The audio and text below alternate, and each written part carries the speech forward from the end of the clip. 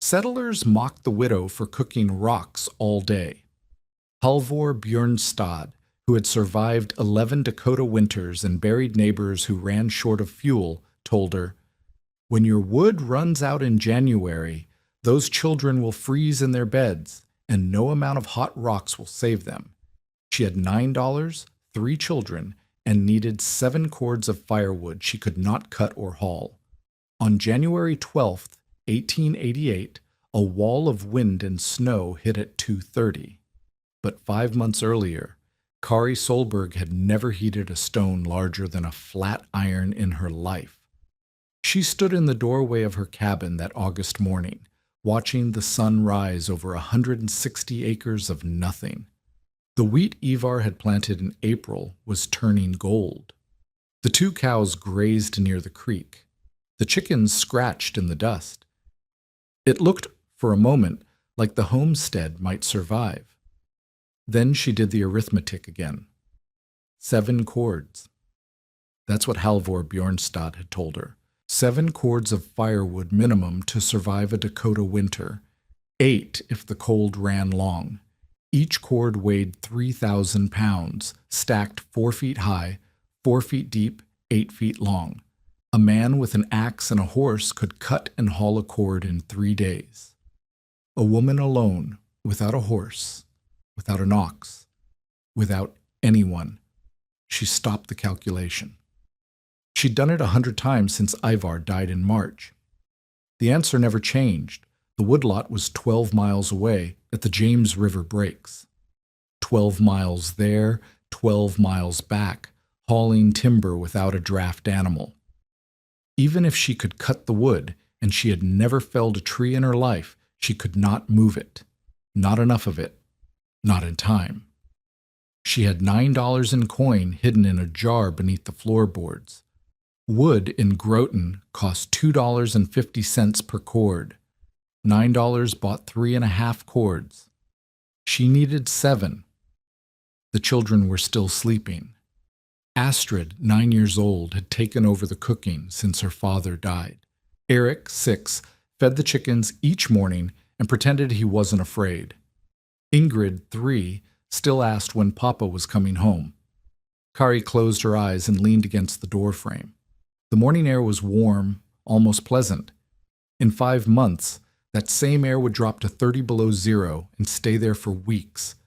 The wind would cut through the sod walls like a knife through paper. The water in the bucket would freeze solid overnight. And if she didn't have enough wood, she heard hooves on the packed earth road. A rider approaching from the north. Halvor Bjornstad reined his horse to a stop 20 feet from her door. He was 58 years old, Norwegian like her, built like a barrel with a gray beard that reached his chest. He owned 80 head of cattle and a proper frame house with glass windows. He had survived 11 Dakota winters. He had also buried 2 neighbors who ran short of fuel. "Solberg," he said, not dismounting. He never dismounted when visiting widows. It suggested an intention to stay.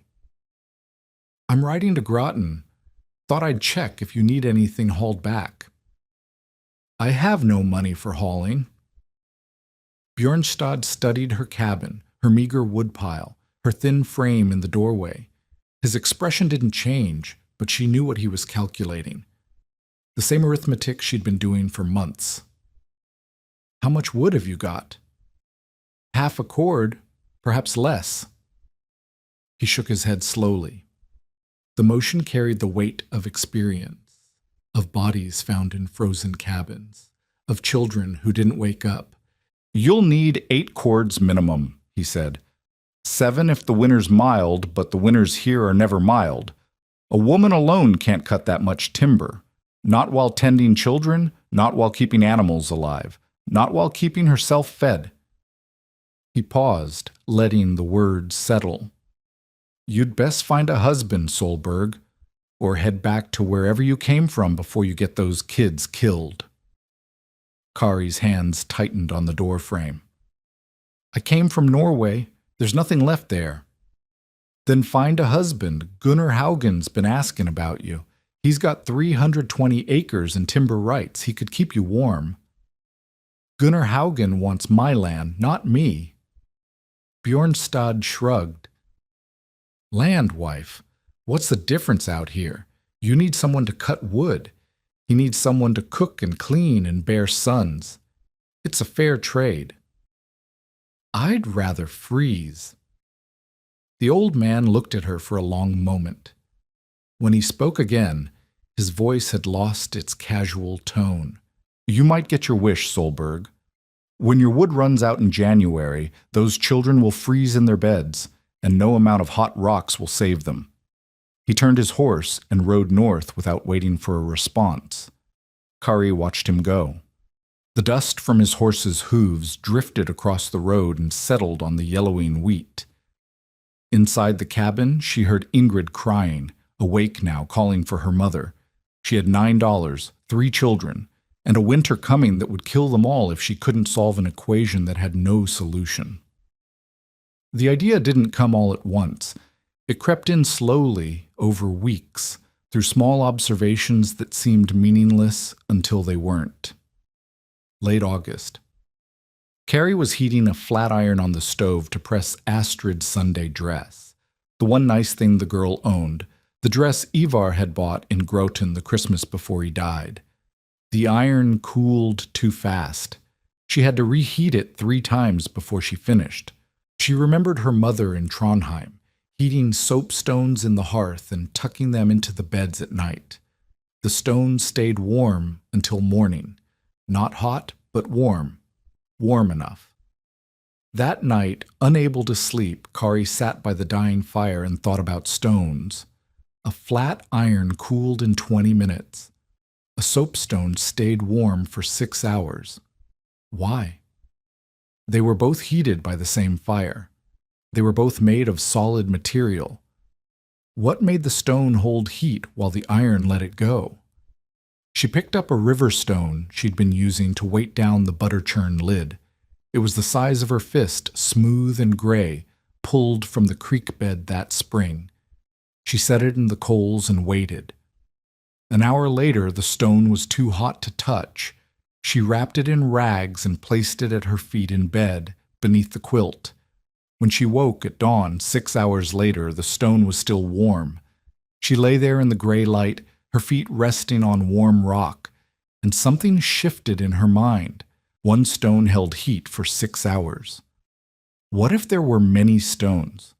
What if they were hotter than comfortable to touch? What if they were everywhere? The next night, she heated 3 stones. She wrapped them in rags and distributed them throughout the bed, one at her feet, one at her hip, one behind her back. She slept warmer than she had in months. But beds weren't cabins, bodies weren't floors. She needed to think bigger. On the 1st of September, Kari walked to the creek 2 miles south of her homestead. The bed was full of river stones, granite, she guessed, and quartzite, tumbled smooth by centuries of water. They ranged from the size of her fist to the size of her head. Some were half buried in the sandy bank. Others sat loose in the shallows, waiting to be collected. She picked up a stone the size of a bread loaf. Heavy, 40 pounds, maybe more. She could carry it, but not far. Not 2 miles. She set the stone down and thought, if she heated these stones, really heated them, in a fire hot enough to make them almost glow, they would hold that heat for hours. If she buried them under her floor, the earth itself would slow the heat release. The stones couldn't cool quickly if they were surrounded by dirt. And if she did this every day, heated stones during the daylight hours when she could tend a fire, then buried them to warm the cabin through the night, she might be able to survive on less wood. Much less. She didn't know the Korean word ondol. She didn't know that people on the other side of the world had been heating floors with fire and stone for 3,000 years. She knew only that it seemed logical, and logic was all she had left. That afternoon, she borrowed a wheelbarrow from the Lindqvist farm 3 miles south. Marta Lindqvist watched her load it with confusion. "What are you doing with stones, Carrie?" "Heating them." Marta's brow furrowed. "Heating stones? For what?" "For the floor. If I can heat enough of them, bury them under the floor, they might warm the cabin through the night without burning wood. Marta was silent for a moment. She was 26, Swedish, practical to her bones. She and her husband Per had an infant son and a cabin only slightly larger than Kari's. "Kari," she said slowly, "this is what the Indians do in their sweat lodges, heating rocks. It's not for heating a house. Their lodges get warm, don't they? Warm enough to sweat in, not warm enough to survive January. Have you been in one?" Marta hadn't. Neither had Kari. Neither of them knew anyone who had. But Marta pressed on. "Even if the stones hold heat, how do you get them hot enough? You need fire to heat the stones. Fire requires wood. How is this any different? Because I can heat stones during the day with a small fire and they'll release that heat all night. I won't need to keep the fire burning while I sleep. I won't need to wake every 2 hours to add wood." Marta shook her head. "You're spending weeks collecting rocks when you should be finding someone to cut wood for you, or finding a husband. Per could talk to Gunnar Hogan. I'd sooner marry a rattlesnake. Kari, I'm trying to help." "I know." Kari gripped the wheelbarrow handles. "But this is what I'm doing. If it doesn't work, you can say you warned me." She pushed the wheelbarrow down the dirt track toward the creek. Behind her, Marta called out, "My mother knew a woman in the old country who tried something like this. The stones cracked and scattered coals everywhere. She burned her house down." Kari didn't stop walking. The first load was 3 stones, 60 pounds total. The wheelbarrow made the 2-mile trip manageable, but only barely. By the time she reached her cabin, her arms ached and her back felt like it might snap. She unloaded the stones and went back for more. By the end of September, Kari had collected 43 stones. She needed 60, but the gossip had already started. The first time she heard it was at the general store in Groton. She'd walked the 8 miles to trade eggs for salt, a trip she made once a month. The store was warm and smelled of tobacco and flour, and she allowed herself a moment of rest before starting the walk home. The door opened. Gunnar Haugen walked in. He was 41 years old, Norwegian, with small eyes and a mouth that always seemed to be calculating. He owned 320 acres to her east, 2 homesteads combined through a strategic marriage to a widow who died a year later.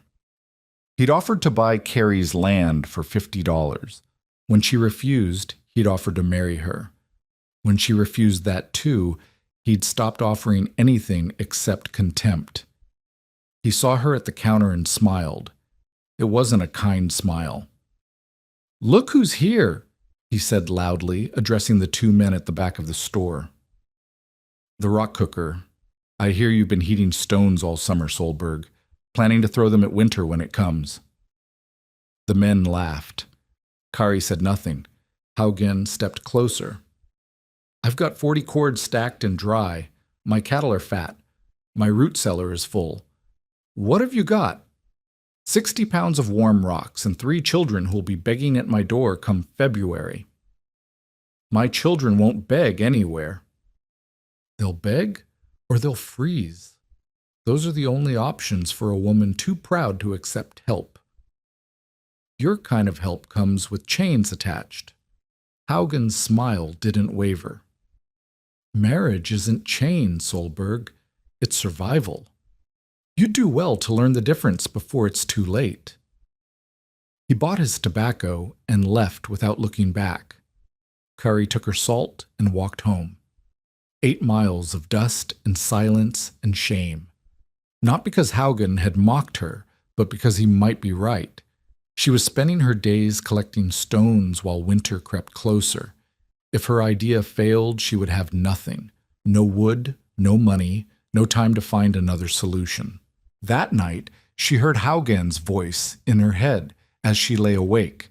60 pounds of warm rocks and 3 children who will be begging at my door. She got up before dawn and went back to the creek. The floor came first. On the 3rd of October, Kari drove her spade into the packed earth in the center of her cabin. The children watched from the corner, Astrid with worry, Eric with curiosity, Ingrid with the incomprehension of 3-year-olds. "Mama, why are you digging inside?" Eric asked. "I'm making a place for the stones." "What stones?" "The ones that are going to keep us warm." She dug a trench 4 feet wide and 14 feet long, running almost the entire length of the cabin, 8 inches deep. The work took 6 days. Astrid helped carry buckets of dirt outside. Eric helped too, until his small arms tired and he wandered off to chase chickens. Ingrid sat on the bed and watched, occasionally asking questions that had no simple answers. By the 9th of October, the trench was finished. Kari lined the bottom with 2 inches of sand hauled from the creek in the same wheelbarrow she'd used for the stones. The sand would provide insulation beneath the stones, a barrier between the heat and the cold earth below. On the 15th of October, she began placing stones. 58 of them now, arranged in a single layer across the trench bottom. Each one positioned carefully, packed tight against its neighbors, leaving no gaps. The smaller stones filled the spaces between the larger ones. When she was finished, the trench looked like a riverbed transplanted indoors. She covered the stones with 4 inches of packed earth, the same dirt she'd excavated, dampened, and tamped until it was firm. When she was done, the cabin floor looked almost normal. Just a slight rise in the center, barely noticeable. The installation had taken 3 weeks. Her hands were blistered, the skin split in a dozen places.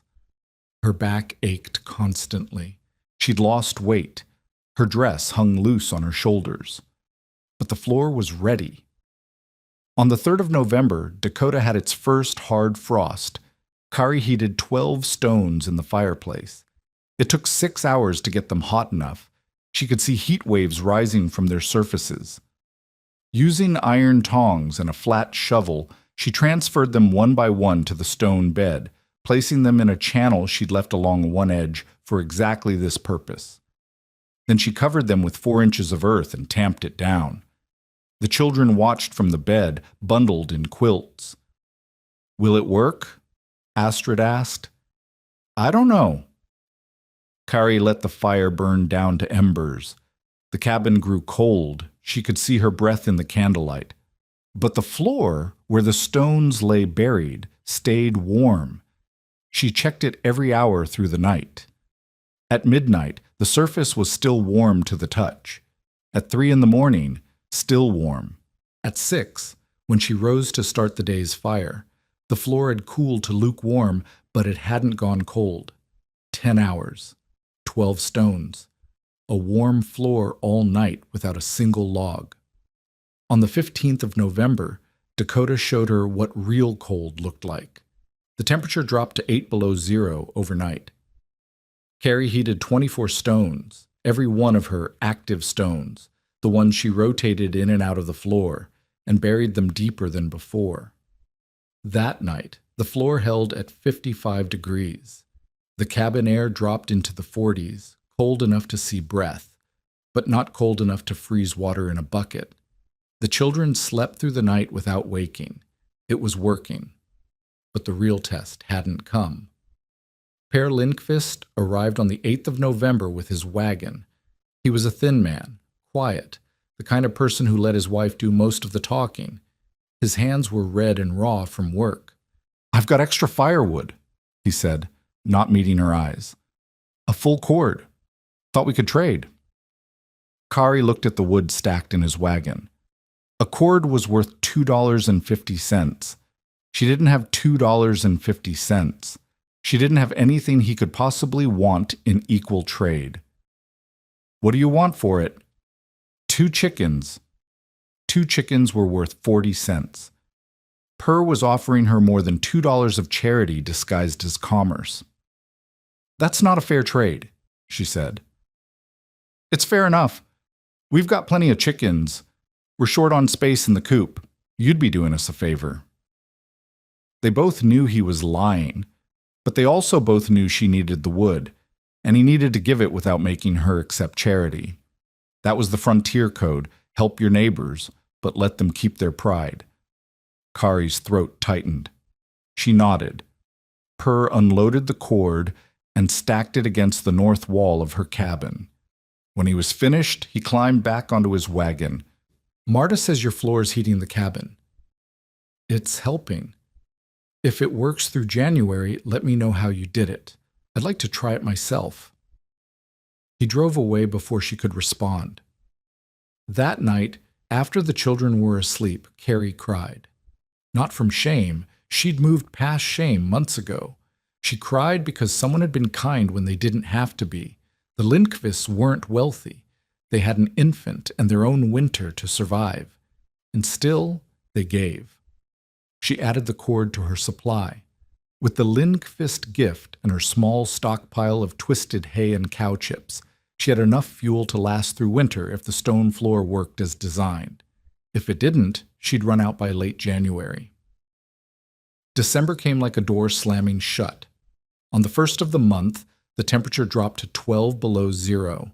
Carrie heated 30 stones and buried them. The floor held at 52 degrees.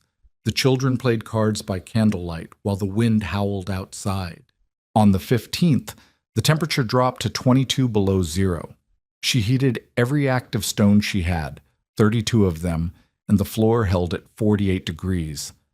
Cold enough to see breath, not cold enough to freeze. On Christmas Day, a blizzard dropped 18 inches of snow.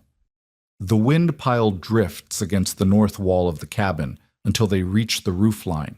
Kari couldn't open the door for 2 days. But inside, the floor stayed warm, and the children sang carols she'd taught them back in Norway. By New Year's, she'd burned through 2/3 of her wood supply. She calculated, if the cold stayed as it had been, she'd make it through winter with fuel to spare. If it got worse, she didn't finish the thought. On the 10th of January, the temperature rose to 40 degrees. The snow began to melt. The children went outside for the first time in weeks, throwing handfuls of slush at each other, laughing in the thin winter sunlight. Kari watched them from the doorway and thought, we might actually survive this. On the 11th of January, she noticed the sky to the northwest, a peculiar color, yellow-gray, like a bruise. The cattle at the Lindqvist farm were bunching together, refusing to graze. Old man Bjornstad's barometer had dropped faster than he'd ever seen. By noon on the 12th, the sky was wrong, a color Kari had never seen before. The wind was rising. She called the children inside. At 2 o'clock, Eric said he needed to check for eggs in the chicken coop. Go quickly, Kari told him, and come right back. He nodded and ran out the door. The coop was 30 feet away, a 30-second trip. At 2:15, the horizon to the north turned black. At 2:30, the wall of wind and snow hit the homestead like a fist. And Eric wasn't inside. Kari grabbed the rope from beside the door, the same rope Ivar had used to tie down wagon loads, 30 feet of braided hemp. She looped one end around her waist and thrust the other end into Astrid's hands. Don't let go, she said. If I'm not back in 10 minutes, do not come after me. Keep the fire burning. Stay with Ingrid. Do you understand? Astrid's face was white. Mama, do you understand? Yes. Kari opened the door. The wind hit her like a wall of ice. The snow wasn't falling. It was flying, horizontal, fine as flour, needles of ice that stung her face and froze her eyes shut within seconds. She couldn't see the chicken coop. She couldn't see her hand in front of her face. The temperature had already dropped 30 degrees since morning, and it was still falling. She dropped to her knees and crawled. The rope played out behind her, her lifeline back to the cabin, back to the 2 children who would die if she didn't return. She moved by memory 30 feet straight out from the door, then 10 feet to the left. The coop should be there. It had to be there. Her hands found nothing but snow. She crawled further. The cold was inside her now, in her lungs, in her bones. Her fingers were going numb. She called Eric's name, but the wind swallowed her voice like it was nothing. Her hand touched wood, the coop wall. She felt her way around to the door, pulled it open, and crawled inside. Eric was there. He was curled in the straw with the chickens pressed against him, shaking so hard his teeth chattered like castanets. His lips were blue. His coat was thin. He'd only meant to be outside for 30 seconds. "Mama?" His voice was small, terrified. "I'm here. We're going back now." She wrapped him in her shawl, tied the rope around both of them, and followed the line back toward the cabin. 30 feet had never felt so far. The wind pushed against them, tried to turn them around, tried to steal them from the rope's path. Eric clung to her neck, his small body trembling against hers. The cabin wall appeared out of the white. Kari found the door by touch, wrenched it open, and fell inside with Eric in her arms. Astrid slammed the door behind them. They were inside. They were alive. But the storm had only begun. The temperature fell through the afternoon like a stone dropped down a well. By 3 o'clock, it was below zero. By 6, it was 22 below. By midnight, it reached 36 below zero. The wind screamed against the sod walls at 50 miles per hour, finding every crack, every gap, every weakness in the construction. Snow sifted through the window frame and piled on the sill in tiny drifts. Carrie worked without stopping. She heated stones. Every stone she could fit in the fireplace, rotated in shifts, 12 at a time, heated for 2 hours until they shimmered with stored energy, then transferred to the floor with iron tongs and a flat shovel. The process was brutal, dangerous. One slip and she'd burn herself. One cracked stone and she'd scatter coals across the cabin. She didn't slip. The stones didn't crack. She dried them for weeks before the first frost, remembering Marta's warning about the woman who burned her house down. The drying had saved her. By 8 o'clock, she had 28 heated stones buried beneath 4 inches of packed earth. The floor radiated warmth, not heat, but warmth, steady and constant. She checked it with her palm every hour. 54 degrees at midnight, 52 at 2 in the morning, 50 at 4. The fire burned low. She let it. She'd made a decision hours ago, when she calculated how much wood remained against how long the storm might last. If she kept the fire roaring, she'd burn through her supply in 2 days. If she let it drop to embers and relied on the stones, she might make it through a week. The stones were her gamble. They'd always been her gamble. Now she was betting everything.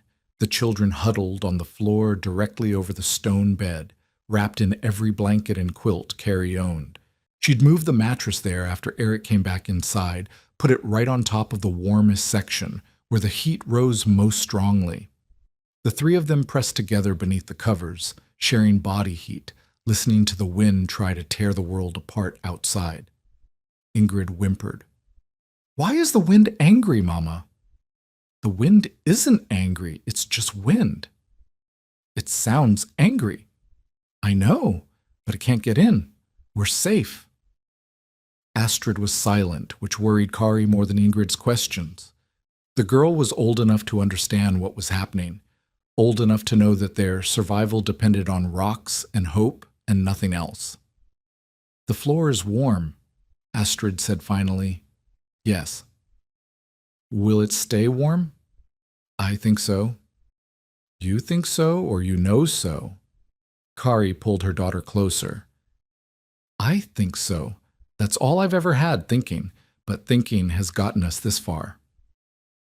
Outside, the wind howled. Inside, the floor held. Report at 6 in the morning on January 13th. The temperature outside reached 41 degrees below zero. Kari checked the floor. 48 degrees. Colder than it had been all night, but still warm enough, still above freezing. The cabin air had dropped into the 30s. She could see her breath, thick and white in the gray morning light, but the children were still breathing, still sleeping, still alive. She added 2 small logs to the embers, not enough to build the fire back up, but enough to keep it alive, enough to heat a few more stones if the cold continued. It continued. All day on the 13th, the blizzard raged. The temperature never rose above 25 below zero. The wind never dropped below 40 miles per hour. Snow piled against the cabin in drifts that reached 8 feet high on the north side. The door was buried. They couldn't have left if they'd wanted to. Kari rationed everything. Food. 1 meal of salt pork and flour biscuits shared among 4. Water. Melted snow, heated just enough to drink without cramping their stomachs. Wood. 4 small logs throughout the day, barely enough to maintain embers. The stones did the rest. She'd buried 32 of them now, every active stone she had, heated in rotation throughout the day and placed in the floor bed. The surface temperature held between 45 and 50 degrees. Cold. Uncomfortable. But not deadly. That night the children slept again. Kari didn't. She sat by the embers and watched the cabin walls, looking for signs of frost creeping inward, looking for weakness. None came. The sod walls, 2 feet thick, held the worst of the cold at bay. The stone floor radiated heat upward. The system worked exactly as she'd designed it. At 3 in the morning on January 14th, the wind began to die. By dawn, the storm had passed. The sky was clear, a pale blue that seemed almost cruel after 2 days of white chaos. The temperature was still 25 below zero, but the wind had stopped, and that made all the difference. Kari dug out the door with her hands. It took an hour. The snow was packed hard, dense as wet sand, and she had to carve steps into it just to reach the surface. When she finally pushed through to open air, she stood in the doorway and looked at a world transformed. The drifts were everywhere, sculpted by wind into strange shapes, 8 and 10 feet high. The chicken coop was buried to its roof. She could see only the peak of it poking above the snow. The road to Groton had vanished. The land itself had vanished, replaced by an endless white plain that stretched to the horizon in every direction. She was alive. Her children were alive. Her floor was still warm. The first visitor came on January 16th, 4 days after the storm began. Halvor Bjornstad appeared on the horseback, picking his way through the drifts, with the slow caution of a man who had seen too much death to risk more. He stopped 20 feet from the cabin and sat motionless for a long moment, studying the thin stream of smoke rising from her chimney. Kari stood in the doorway, waiting. "I came to see if you needed burying," Bjornstad said. "We're alive." "So I see." He didn't move. "I buried Thomas Brecke yesterday, Haugen's hired man, 19 years old. Froze not 200 feet from the house. They found him facing the wrong direction, crawling toward the open prairie, not the cabin. The cold confused him." Kari said nothing. She remembered Thomas, a quiet young man, Norwegian like them, new to Dakota. He'd tipped his hat to her once in Groton. Bjornstad finally dismounted. He walked to the cabin door, stopped at the threshold, and looked inside. His eyes moved across the room, the children huddled on the mattress, the low fire, the strange rise in the center of the floor. "Your floor's warm," he said. "Yes." "How much wood did you burn during the storm?" "Less than half a cord." "Half a cord?" He shook his head slowly. "I burned 2.5, and I've got a proper stove, not this." He gestured at her crude fireplace. "Whatever this is, the stones hold heat. I bury them under the floor. They keep the cabin warm all night." Bjornstad stepped inside. He knelt by the raised section of floor and pressed his palm against the earth. His eyes widened slightly, the only sign of surprise he allowed himself. "Show me how you did this." For the next hour, Carrie explained, the trench, the stone bed, the sand insulation beneath, the rotation of heated stones throughout the day, the 4-inch earth cover that slowed the heat release and turned the floor into a radiating surface. Bjornstad listened without interrupting, asking questions only when she finished. "How hot do you heat them?" "As hot as the fire will make them. 6 hours minimum. I can see heat waves rising from the surface when they're ready." "How do you know which stones to use?" "Dense ones. Granite, quartzite. I dry them for weeks before heating. If there's water inside, they crack, explode sometimes. I lost 3 stones that way before I learned." "And this works in 40 below cold?" "The floor dropped to 46 degrees on the worst night. Cold enough to see your breath, not cold enough to freeze." Bjornstad stood. He looked at her, really looked, perhaps for the first time since Ivar died. "I told you those children would freeze in their beds," he said. "I told you no amount of hot rocks would save them." Kari met his gaze. "You did." "I was wrong." The words hung in the air between them. Bjornstad was not a man who admitted error easily. He had survived 11 Dakota winters by trusting his experience, by knowing what worked and what didn't. He had seen families die because they tried something foolish instead of something proven. But Carrie's children were alive, and Thomas Brecka was dead. "You'll make it, Solberg," he said at last. "You'll make it through the winter."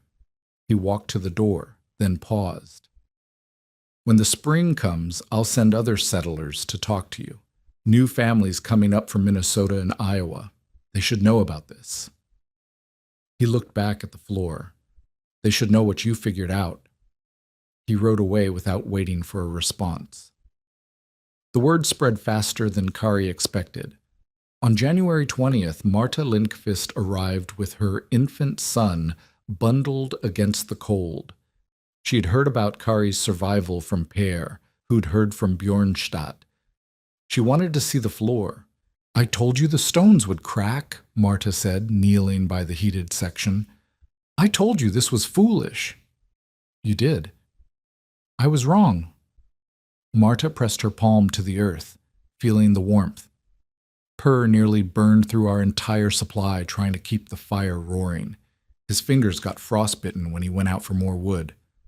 We barely made it. "But you made it." "Barely."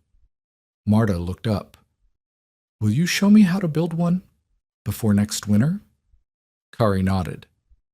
"I'll help you dig the trench myself." By the end of January, 2 other homesteaders had visited. By February, a man from the Groton Independent, a newspaper correspondent collecting stories about the blizzard, asked to see the floor that had kept a widow and her children alive when so many others had died. 235 dead, he told her. That's the official count. Most of them were children caught outside when the storm hit. Schoolhouses emptied, and the children tried to walk home through the whiteout. They found bodies for weeks. 235 people, most of them children. Carrie thought about Eric in the chicken coop, 30 feet from the cabin, unreachable in the storm. She thought about the rope she'd tied around her waist, the only thread connecting her to her son. If she hadn't reached him in time, if she'd crawled in the wrong direction, she pushed the thought away. He was alive. They were all alive. That was what mattered. In March, Carrie saw Gunnar Haugen at the general store in Groton. He was buying nails, speaking to the store owner in a low voice. When Kari entered, he stopped talking. He didn't look at her. He didn't acknowledge her presence at all. He paid for his nails and walked past her without a word, his eyes fixed on the door. The store owner watched him go, then turned to Kari. Haugen's been telling people you got lucky, he said, that any real winter would have killed you. Kari set her eggs on the counter. Is that what he says? It is. He also has an offer to buy anyone's land since the storm. Not yours. Not anyone's. She nodded slowly. She didn't need Haugen's acknowledgement. She didn't need his apology. Thomas Brecka was still dead, and her children were still alive. That was all the vindication she would ever receive, and it was enough. Per Lindqvist came to visit in April, when the snow had finally melted and the first green shoots were pushing through the mud. I want to build one, he said, standing in her cabin doorway. The floor, before next winter. Marta mentioned that. I should have listened to you in September, if I had. He held up his right hand. 2 fingers were still discolored, still stiff. The frostbite. I got it bringing in wood during the storm. If we'd had your floor, I wouldn't have needed to go outside at all. Carrie helped him select stones that week. She showed him how to dig the trench, how to line it with sand, how to arrange the stones for maximum coverage. Per was a quick learner, methodical, careful, exactly the type of person who would make the system work. By May, he had his own stone bed installed. By fall, 3 other homesteads had followed. Kari helped with each one, riding out in borrowed wagons, demonstrating the technique she developed through desperation and logic. She never asked for payment. When one woman pressed 50 cents into her hand, Kari pressed it back. Someone gave me a cord of wood when I had nothing, she said. This is how I pay it back. By the autumn of 1888, at least 8 homesteads within 15 miles of Groton had built some version of Kari Solberg's heated stone floor. Most were modified. Some used brick instead of river stone. One family ran smoke channels beneath their floor, creating a simpler version of the Korean ondol without knowing it existed. Kari helped with 4 of the installations herself, riding to distant homesteads in borrowed wagons, showing farmers' wives how to select stones, how long to dry them, how deep to dig. She never asked for payment. When one woman offered her 50 cents, Kari refused. Someone gave me a cord of wood when I had nothing, she said. This is how I pay it back. Kari Solberg completed her homestead claim in the spring of 1892, 5 years and 1 month after Ivar's death. She was 40 years old. She never remarried. She raised all 3 children to adulthood on that same 160 acres, through 6 more Dakota winters, never again running short of fuel.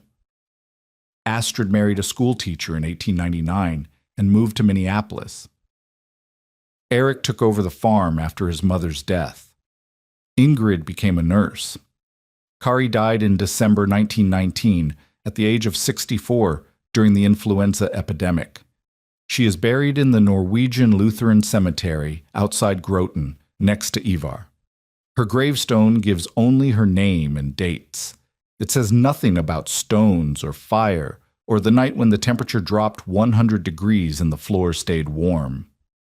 On January 12, 1888, Halvor Bjornstad had stood in Kari's cabin doorway and told her plainly, "When your wood runs out in January, those children will freeze in their beds, and no amount of hot rocks will save them." 4 days later, he stood in the same cabin and felt the floor with his bare hand. 48 degrees. The storm that killed 235 people, most of them children, had dropped the temperature to 41 below zero. Inside, her children had slept on warm earth. Bjornstad never used the word wrong. He never said, "I'm sorry." But in March, when a new family arrived from Minnesota and asked him about surviving Dakota winters, he said, "Go talk to the Solberg widow. She knows something about heating a cabin that the rest of us haven't figured out yet." The floor she built is gone now. The cabin collapsed decades ago. But somewhere in the soil of Brown County, beneath a layer of prairie grass, There are still stones that once held warmth through the coldest night anyone had ever seen,